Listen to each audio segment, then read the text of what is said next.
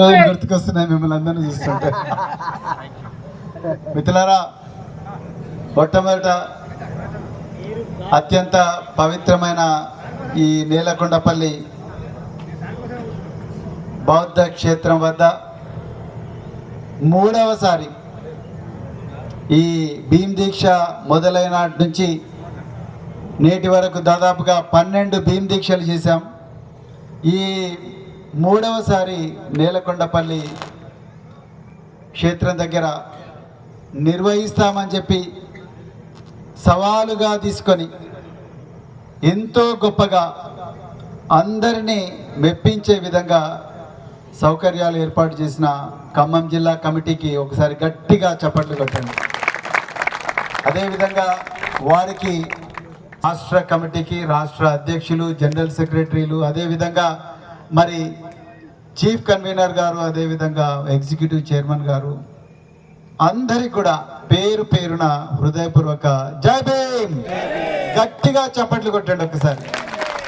వీరయ్య గారికి, దుర్గయ్య గారికి, ప్రవీణ్ మామిడాల గారికి, మిగతా అందరికి కూడా మరొకసారి ధన్యవాదాలు తెలుపుతూ, మరి ఈరోజు రాష్ట్ర నలుమూలల నుండి ఎంతో కష్టమైనా కూడా ఇక్కడికి వచ్చినందుకు నాకు తెలుసు మీరు చాలామంది కూడా 11 గంటలకు రాలేకపోయారు. కానీ మన స్వేరోలో 5వ కమాండ్మెంటే I shall be punctual, honest and hard working అని ఉన్నది.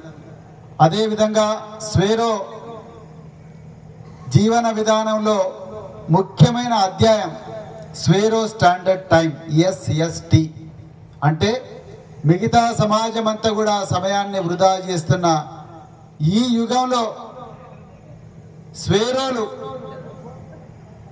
ఈ చిత్రపటం మీద ఉన్న మహనీయులందరి బాటలో నడవాలి, వాళ్ళ కలలు నిజం కావాలంటే సమయాన్ని ఒక గొప్ప వనరుగా వాడుకోవాలి, సమయాన్ని ఒక గొప్ప ఆయుధంగా వాడుకోవాలని చెప్పేసి స్వేరో స్టాండర్డ్ టైం అని చెప్పేసి స్వేరో తొలినాళ్లలోనే ఈ రూపకల్పన చేసిండ్రు. అందుకొరకే 11 గంటలకే ఉన్న 100 మంది పైన కూడా పుస్తక పఠన కార్యక్రమం చేసినాం. వారికి గట్టిగా చప్పట్లు కొట్టండి సమయపాలన పాటించినందుకు వీరయ్య గారికి, దుర్గయ్య గారికి, ప్రవీణ్ మామిడాల గారికి, అందరికి కూడా. మిత్రులారా, ఈ విషయంలో మనం ఎక్కడ కాంప్రమైజ్ కావద్దు. సమయం చాలా విలువైనది. సో మరి 11 గంటల నుంచి 12 గంటల వరకు పుస్తక పఠనం చేస్తున్నప్పుడు ఎంతమంది తమలో తాము మర్చిపోయారు? ఒకసారి చేతులు ఎత్తండి చూద్దాం. అంటే ఇప్పుడే 12 అయిందన్న ఫీలింగ్ ఎంతమందికి వచ్చింది? చాలా సంతోషం. ఎంతమంది మొట్టమొదటిసారి గంట సేపు నిరంతరాయంగా పుస్తకం చదివిండ్రు? చేతులు ఎత్తండి. చాలా మంది చదివిండ్రు, చాలా సంతోషం. ఇంకా రాబోయే రోజుల్లో చదవాలి. మిత్రులారా, భీమ్ దీక్ష ఎందుకు వచ్చింది అనేది సభ మీద చాలా మంది వ్యక్తులు చెప్పిండ్రు. నేను దాని గురించి మాట్లాడాను. నిజానికి భీమ్ దీక్ష చేయాల్సిన వేలాది మంది ఇక్కడికి రాలేకపోయినరు. కానీ వాళ్ళు ఈ రోజు నుంచే వాళ్ళ ఇళ్లలో భీమ్ దీక్ష చేస్తారు. తెలంగాణ, ఆంధ్రప్రదేశ్, ఉత్తరప్రదేశ్, కర్ణాటక, రాజస్థాన్లో కూడా భీమ్ దీక్షలు నడుస్తున్నాయి. ఈరోజు ఇక్కడికి వచ్చిన మీ అందరికి కూడా నేను ఒక్కటే రిక్వెస్ట్ చేస్తున్నా. ప్రతి భీమ్ దీక్ష ప్రారంభోత్సవంలో ఏం చెప్తానో ఇప్పుడు కూడా మీకు అదే చెప్తున్నా. ఒక సీనియర్ స్వేరోగా ఒక ప్రారంభ సభతోనే భీమ్ దీక్ష కంప్లీట్ కాదు, ముగింపు సభతోనే భీమ్ దీక్ష ఆగిపోదు. నిరంతరం చివరి శ్వాస వరకు. ఇప్పుడు ఎగ్జిక్యూటివ్ చైర్మన్ ప్రవీణ్ మామిడాల చెప్పినట్టుగా, దుర్గయ్య గారు మనందరినీ హెచ్చరించినట్టుగా, వాయు వేగంతో, కాంతి వేగంతో కదిలితే తప్ప తరతరాలుగా మనను ఏ సమాజం అయితే అణిచివేసిందో ఆ సమాజానికి సమాధానం చెప్పలేము. నేను మళ్ళీ రిపీట్ చేస్తున్నా మిత్రులారా, ఏదైతే మన దగ్గర లేదని, దేనికైతే మనం అర్హులం కాదని ఈ సమాజం మన అందరినీ కూడా కులాలకు, మతాలకు అతీతంగా అణిచివేసిందో, ఆ అణచివేతను సమర్థవంతంగా ఎదుర్కోవాలంటే ఇప్పుడు కాంతితో, గాలితో పోటీ పడే పరిస్థితి వచ్చింది. అందుకొరకే భీమ్ దీక్షను కేవలం 1 నెలకు మాత్రమే పరిమితం చేయకండి. చాలామంది అక్కలు చెల్లెళ్ళు వాళ్ళ బిడ్డలు కూడా తీసుకొని వచ్చిండ్రు, అన్నలు కూడా చాలా మందిని తీసుకొని వచ్చిండ్రు, చాలామంది కొత్త వాళ్ళని కూడా తీసుకొని వచ్చిండ్రు. మీరు ఈ భీమ్ దీక్షలో చెప్పబడ్డ ప్రతి విషయాన్ని కూడా ప్రతిరోజు కూడా పాటించాలి. ఉదాహరణకు నేను కొన్ని చెప్తాను. ఉదయం 5 గంటలకు లేయడం. ఈరోజు ఉదయం 5 గంటలకు ఎంతమంది లేచిండ్రు? వెరీ గుడ్, గట్టిగా చప్పట్లు కొట్టండి, మీకు పేరు కొట్టుకోండి. ప్రతిరోజు కూడా లేయండి, వారానికి 5 రోజులైనా లేయండి, ఒక 30 నిమిషాలు చదవండి, దాని తర్వాత వ్యాయామం చేయండి, దాని తర్వాత మీరు ఏ పని అయితే చేయాలనుకుంటున్నారో అందరికన్నా బాగా ఆ పని ఏం చేస్తే చేయగలమో ఆలోచించండి. మీరు ఆఫీసర్లు అయితే అందరికన్నా మంచి ఆఫీసర్ కండి, మీరు రాజకీయ నాయకులు అంటే అందరికన్నా గొప్ప రాజకీయ నాయకులు కండి, మీరు గొప్పగా బిజినెస్ చేస్తే అందరికన్నా గొప్పగా బిజినెస్ చేసే ప్రయత్నం చేయండి, మీరు ఒక పత్రికా విలేకరు అయితే మీరు అందరికన్నా గొప్పగా నిజంగా నిజాయితీగా వార్తలు రాసి మీ పత్రికలో మంచి పేరు తెచ్చుకోండి. ఆ విధంగా మీరు ఏ పని చేయాలనుకుంటారో అది అందరికన్నా, ఏ పని చేస్తారో అందరికన్నా గొప్పగా చేయడానికి ప్రయత్నం చేయాలి. అదే భీమ్ దీక్ష సారాంశం. ఇక రెండవది, మనం ఈరోజు 1 గంట సేపు పుస్తక పఠనం చేసినాం. నిజానికి ఒక్కసారి ఆలోచించండి, మీ కుటుంబాలతోని వారానికి ఒక్కరోజు 3 గంటలు 4 గంటలు పుస్తక పఠనం కుటుంబం అంతా కూడా చేస్తే ఎంత అద్భుతం ఉంటుందో మీరు ఒక్కసారి ఆలోచించండి. ఇది ప్రతి వారం చేయండి. నేను ప్రతిరోజు చేయడం వీలు కాదు, నాకు తెలుసు. ప్రతి వారం చేయండి. ప్రతిరోజు 1 గంట చేస్తే ఇంకా బెటర్, బట్ ప్రతి వారం చేయండి. ఈరోజు పుస్తక పఠనం చేసే టైంలో మీ దగ్గర ఎవరి దగ్గర కూడా మొబైల్ ఫోన్స్ లేవు, ఉంటే ఆటోమేటిక్గా రింగ్ టోన్ వచ్చేది. ఎవరు కూడా మొబైల్ ఫోన్స్ను ముట్టుకోకుండా మీ చేతిలో పెట్టిన పుస్తకాన్నే మీరు చాలా చక్కగా చదివారు. కొత్తగా పుస్తకాలు కొనుక్కోండి. పుస్తకాలు వేరే వాళ్ళ దగ్గర ఉంటే తీసుకోండి, మీ దగ్గర ఉంటే వేరే వాళ్ళకి ఇవ్వండి. చదవండి, చదివించండి. నేను మార్నింగ్ వచ్చినప్పుడు ఒక మిత్రునితో బ్రేక్ఫాస్ట్ చేస్తూ మాట్లాడుతుంటే పుస్తకాలు చదివి ఎన్ని రోజులైందంటే ఎన్నో రోజులైంది సార్ అని చెప్పడం జరిగింది. అట్లా ఈరోజు మన తరం ప్రవీణ్ మామిడాల మాట్లాడుతూ అని అన్నాడు, సెల్ ఫోన్కు బానిసలం అయిపోయినాం. మనం సెల్ ఫోన్లకు బానిసలమైనామని తెలిసి మన అనాదిగా ఎవరైతే అణిచివేస్తున్నారో, అనాదిగా ఎవరైతే వెలివాడల్లో పెట్టినరో వాళ్ళందరూ కూడా అదే టెక్నాలజీని బానిసగా చేసుకొని వాళ్ళ దగ్గర ఉన్న వేల కోట్ల లక్షల కోట్ల రూపాయలు ఆ టెక్నాలజీలో గంబరించి అక్కడి నుంచి నీ సమయాన్ని నీకు తెలియకుండా దొంగిలిస్తున్నారు. దాంట్లో మనం బానిసలం అయిపోయినాం. వాళ్ళు బాహుబలులు అయిపోయినరు, కోటీశ్వర్లు అయిపోయినరు. వాళ్ళు ఎప్పుడో ప్రపంచంలో ఎక్కడ సంపద ఉందో అక్కడ పోయినరు. అందుకొరకే నేను మళ్ళీ చెప్తున్నా, మీరు దయచేసి ఆ సెల్ ఫోన్ను 1 గంట సేపు పక్కకు పెట్టి పుస్తకాలను చదవండి. మీరు బాబాసాహెబ్ పుస్తకాలు అంటే మన దాంట్లో చాలా మందికి ఏమున్నది, అంబేద్కర్ గారి బుక్ చదివితే సరిపోతే అదే పుస్తకం అనుకుంటున్నారు, అదే చదువు అనుకుంటున్నారు.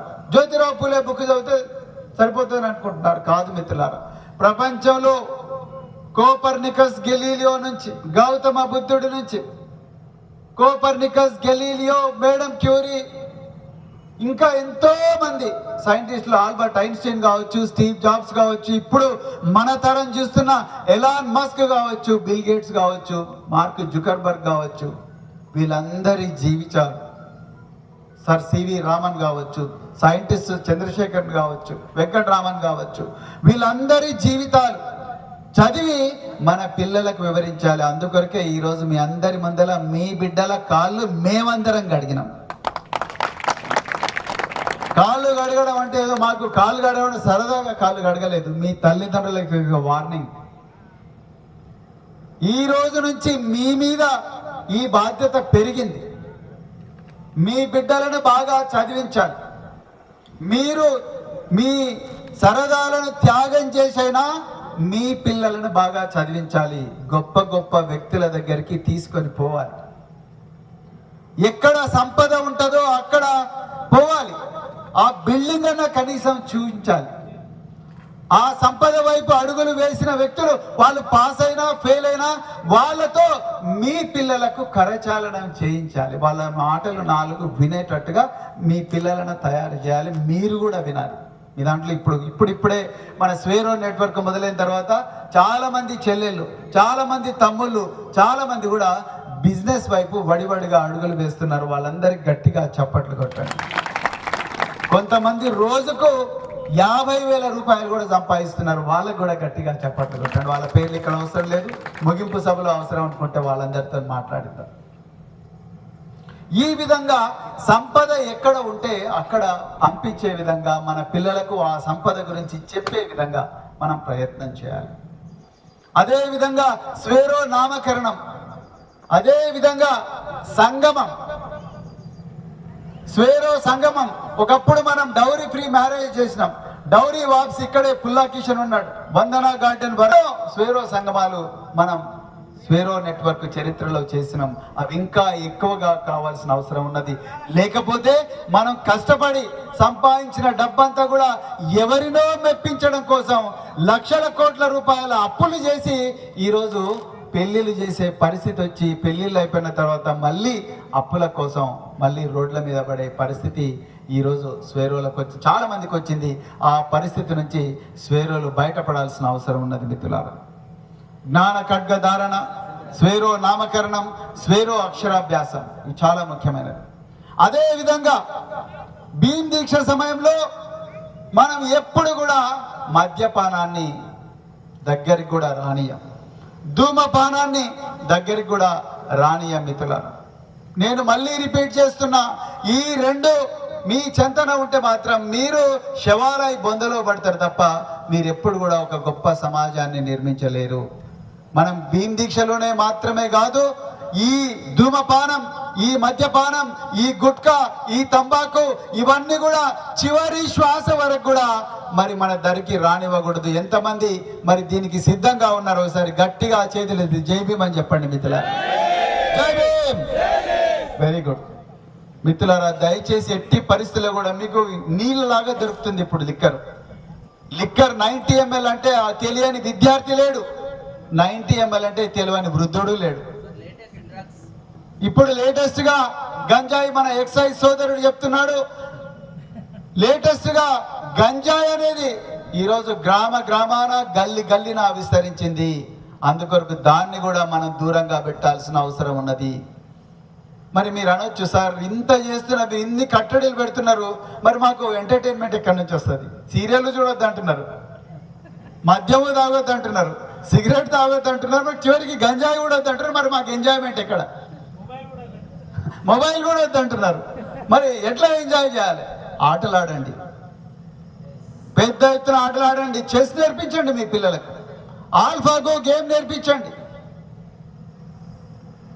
చెస్ నేర్పించండి, క్రికెట్ నేర్పించండి, ఫుట్బాల్ నేర్పించండి, ట్రాక్ అండ్ ఫీల్డ్ అథ్లెట్ లాగా అథ్లెటిక్స్ నేర్పించండి, హై జంప్ నేర్పించండి, లాంగ్ జంప్ నేర్పించండి, వాలీబాల్ నేర్పించండి.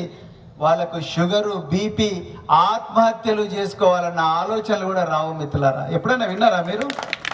ఎప్పుడైనా విన్నారా? స్పోర్ట్స్ పర్సన్ ఎప్పుడైనా ఆత్మహత్యలు చేసుకోక విన్నారా? ఇంపాసిబుల్.